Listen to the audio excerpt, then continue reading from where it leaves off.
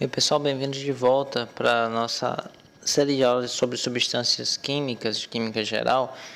Na nossa aula 2, hoje, nós vamos fazer aí alguns exercícios. Eu trouxe alguns exercícios para a gente praticar o tema que nós estudamos na aula passada, que foi os estados físicos dos materiais, tá ok? Eu trouxe aqui as questões copiadas para vocês, tá certo? Essas mesmas questões estão escaneadas, tá? O link tá aí embaixo na descrição do vídeo, se você quiser baixar, tá certo? Então vamos lá. A primeira questão, ela faz a seguinte pergunta: quando você sai de uma piscina e se expõe ao sol, a sua pele fica seca depois de algum tempo.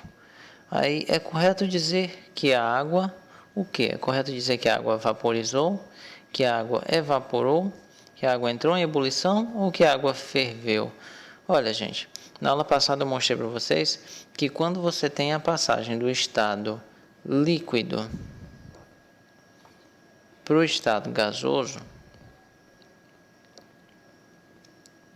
essa transformação aqui, ela ganha o nome de vaporização, ok? Isso daqui é uma vaporização. Só que a vaporização, ela pode obter dois nomes especiais, né? No caso, ela pode ser chamada ou de evaporação, ou então de ebulição. Qual é a diferença entre a evaporação e a ebulição? A evaporação ocorre de maneira lenta, ela ocorre de maneira quase que imperceptível. Já a ebulição, ela ocorre de maneira mais rápida, ocorre de forma intensa, você vê a formação de bolhas de ar. Um exemplo simples de uma ebulição é uma panela com água fervendo. Então é o seguinte, quando você sai de uma piscina, a água que está sobre a superfície da sua pele, você percebe uma ebulição, ela começa a ferver sobre a sua pele? Não, então é uma vaporização lenta. Sendo assim, a resposta certa é essa aqui, ó. Letra B. Ocorreu então uma evaporação. Tá ok? Bom, vamos para a questão 2. Na questão 2, a gente tem aqui um fenômeno que acontece aí nos dias chuvosos, né? Então, às vezes, nos dias chuvosos, o lado interno do vidro dos carros, em que há uma pessoa, que é alguém, né? Ele fica embaçado. Aí a questão quer que a gente descreva o porquê que isso acontece. Olha, gente, vamos imaginar o seguinte. Aqui eu tenho um veículo.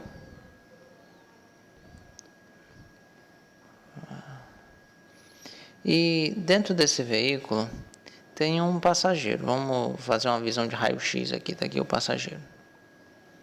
Certo? Está dirigindo. Aqui fora está chovendo.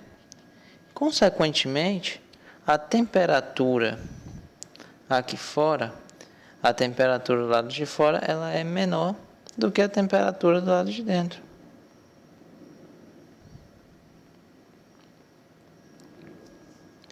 Bem, se a temperatura externa é menor do que a interna, cabe dizer então que a superfície aqui do vidro, ó, essa parte aqui do vidro, ó, o lado de fora do vidro vai ficar mais frio, a temperatura vai estar menor.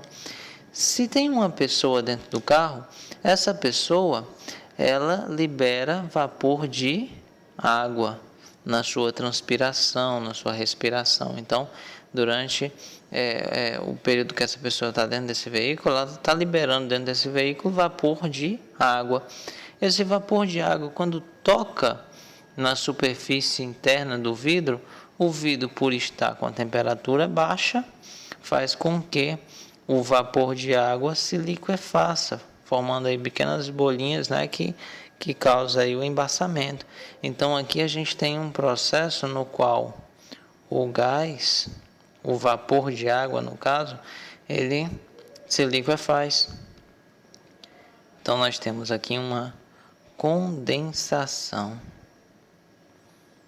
É a condensação do vapor de água transpirado aí pelo passageiro desse veículo. Ao tocar na superfície fria do vidro, ele se condensa, ok? Bom, questão número 3. Uma churrasqueira é feita de ferro. Vamos marcar aqui a nossa substância. Sabendo que o ponto de fusão do ferro é 1585 graus Celsius, o que é que você pode afirmar sobre a temperatura do carvão em brasa dentro da churrasqueira? Ora, a temperatura do ferro é de 1585 graus Celsius, a temperatura de fusão. Se essa churrasqueira ela permanece aí intacta, significa então que a temperatura do carvão não ultrapassa esse valor. Se ultrapassasse esse valor, consequentemente a churrasqueira de ferro iria derreter. Então o que a gente pode afirmar sobre a temperatura do carvão? A gente pode afirmar que a temperatura do carvão ela é menor do que 1585 graus Celsius, a temperatura liberada pela chama, tá certo? Então isso é uma coisa que a gente pode afirmar sobre esse fenômeno. Vamos para mais uma série aqui de exercícios. Vamos para a questão número 4. Questão número 4. Tá aí. Um termômetro de mercúrio só funciona adequadamente se o mercúrio contido em seu interior estiver líquido. Olha, eu vou pegar um termômetro aqui para vocês verem.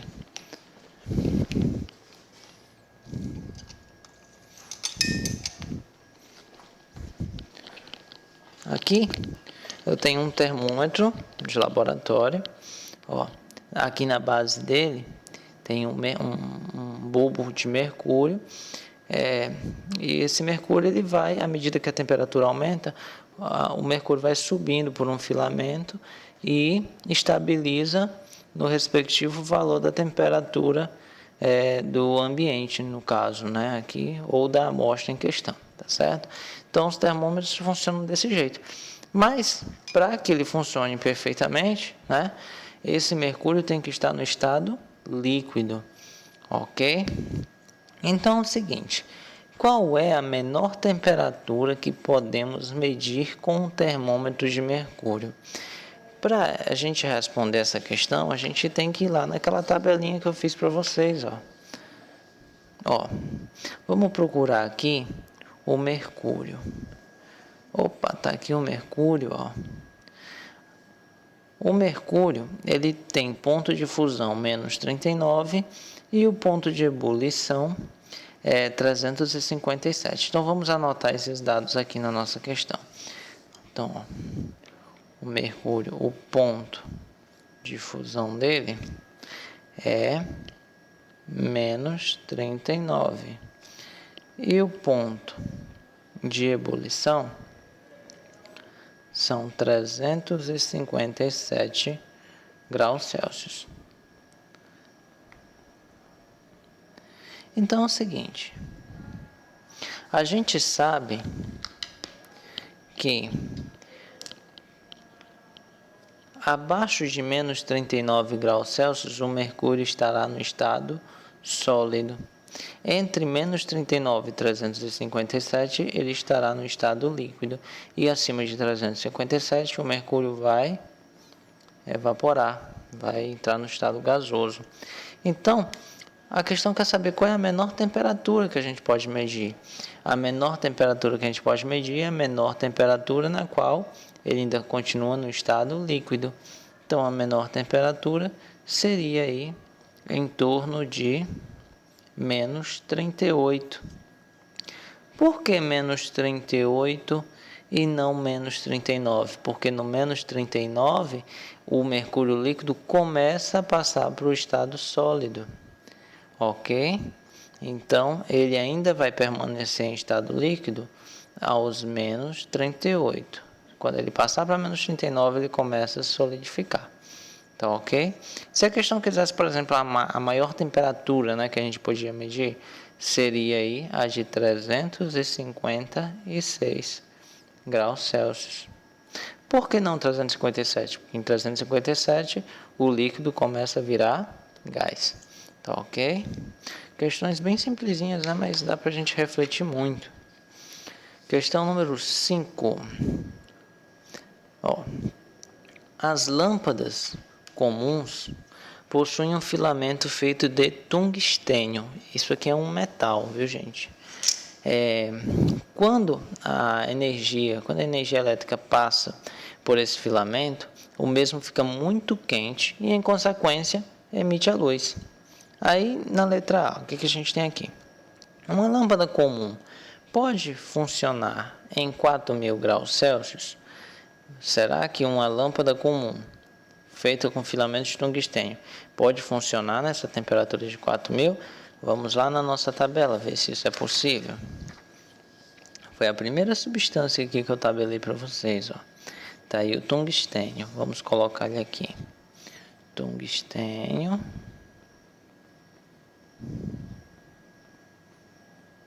Fazer o gráfico. Tá aqui o ponto de fusão e aqui o ponto de ebulição. O ponto de fusão é 3.422. 3.422. E o ponto de ebulição? 5.555.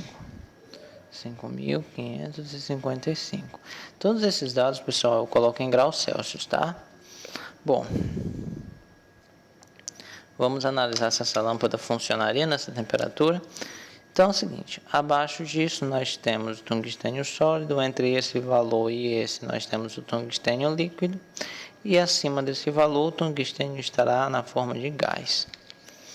400 graus se localiza antes, entre ou depois disso aqui? 4.000 não está antes, está entre 3.422 e 5.525. Então 4.000 está bem aqui, ó. Se está bem aqui, o tungstênio nessa temperatura se encontra no estado líquido, ok? Será que a lâmpada funcionaria com um metal em forma líquida? Aquela molinha que tem dentro da lâmpada? Tá aqui, ó. O tungstênio é aquele filamento, aquela molinha que você vê dentro da lâmpada. É isso aqui, ó. Quando a energia passa por dentro dele, ele esquenta tanto que ele libera a luz, ele brilha. Será que a lâmpada funcionaria se essa molinha derretesse? É claro que não. Então, a lâmpada como pode funcionar em 4.000 graus Celsius? A resposta é não. Tá certo? E a letra B aqui? Qual seria a temperatura máxima para o funcionamento ideal? Olha, para o funcionamento ideal, eu acredito que a gente não poderia chegar no limite, né? Mas, considerando aí que enquanto ele estivesse sólido, ele resistiria a energia passando por ele, então a gente pode dizer que ele aguentaria ir até 3.421 graus Celsius. Por que não 3.422? Porque em 3.422 graus Celsius ele já está virando líquido. Tá certo? Vamos para a última questão, a questão número 6. Aí a gente finaliza por hoje, tá certo?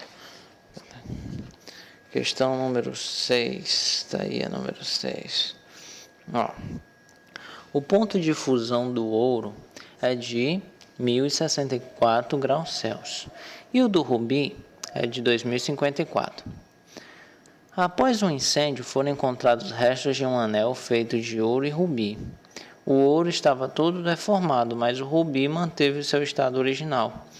O que podemos afirmar sobre a temperatura do incêndio?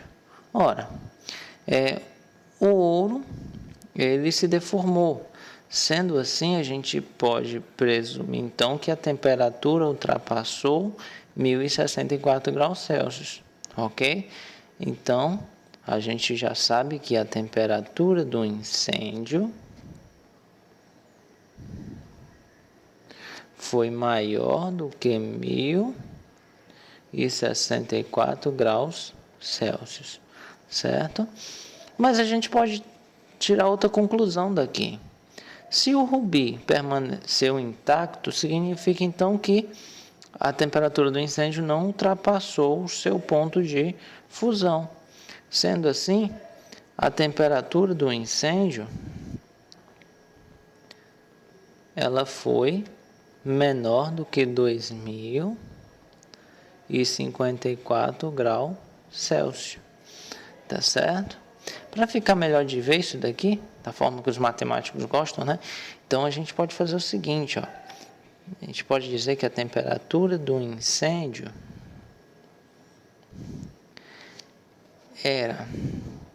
foi menor do que 2054 graus Celsius. Incêndio. E foi maior do que 1064 graus Celsius, certo? Então a temperatura incêndio, nossa, eu escrevi tudo errado aqui. Incêndio. Então a temperatura do incêndio ela ficou entre 1064 e 2054 graus Celsius, tá certo? Gente,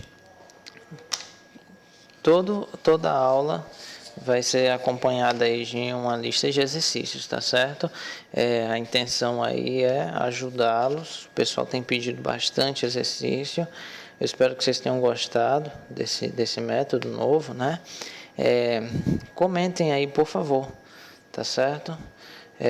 Me ajuda bastante aí os comentários de vocês, porque eu posso aqui me planejar de maneira melhor para tá sempre aí prestando aí o máximo de apoio a vocês, tá certo? Então, galera, muito obrigado pela atenção e espero você aí na próxima aula. Tchau, tchau.